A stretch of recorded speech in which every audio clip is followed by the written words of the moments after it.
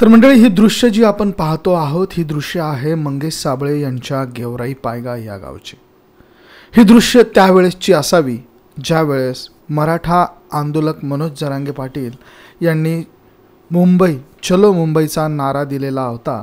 त्यावेळेसची ही दृश्य असल्याचं सांगितलं जातं।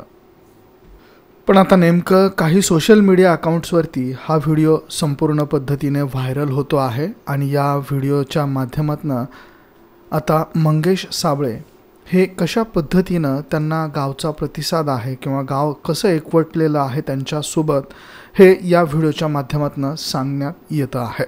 तर मंडळी, मंगेश साबळे हे मराठा आरक्षण आंदोलन लढ्यात एक महत्त्वाची कामगिरी त्यांनी बजावलेली आहे आणि मंगेश साबळे आता जालना लोकसभा मतदारसंघातून खासदार रावसाहेब दानवे यांच्या विरोधात उमेदवारी लढणार आहेत। ते अपक्ष पद्धतीने उमेदवारी लढणार आहेत। मनोज जरांगे पाटील यांनी आपण कुठल्याही व्यक्तीला अधिकृतरित्या अपक्ष म्हणून उभे केलेलं नाही असं जाहीर केलेलं आहे।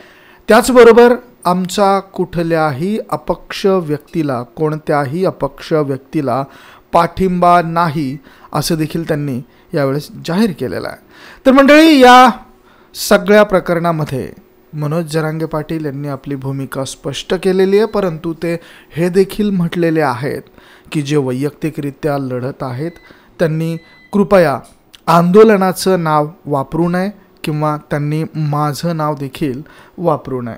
मला काही पर्वतावर माझं नाव नेऊन ठेवायचं नाही आहे किंवा ठेवलेलं नाही आहे, परंतु आंदोलनाला गालबोट लागेल म्हणून माझं नाव वापरू नये अशी सूचना काल मनोज जरांगे पाटील यांनी पुणे या ठिकाणाहून केलेली आहे। तर मंडळी, मनोज जरांगे पाटील हे आता लोकसभेच्या रिंगणात जरी नसले किंवा लोकसभेला त्यांनी उमेदवार जरी दिलेले नसले किंवा कुठल्याही उमेदवाराला त्यांनी पाठिंबा जरी दिलेला नसला तरी देखील मनोज जरांगे पाटील हे विधानसभेमध्ये निश्चित पद्धतीने आपले उमेदवार उभे करणार आहेत। इवन त्यांनी हे देखील सांगितलेलं आहे की साधारणतः 115च्या पेक्षा जास्त जागा आपण लढणार आहोत आणि यापैकी किमान 92 जागा हमखास निवडून येणार अशा पद्धतीची घोषणा यावेळेस मनोज जरांगे पाटील यांनी केलेली आहे। तर मंडळी, मनोज जरांगे पाटील हे लोकसभेला उमेदवार देणार नसले, कुठल्याही उमेदवाराला पाठिंबा देणार नसले तरी देखील ते विधानसभेच्या 114 पेक्षा जास्त जागा लढणार अशी घोषणाच त्यांनी केलेली आहे। त्याचबरोबर 92 ह्या जागा आमच्या कन्फर्म येणार असंच देखील ते म्हणालेले आहेत।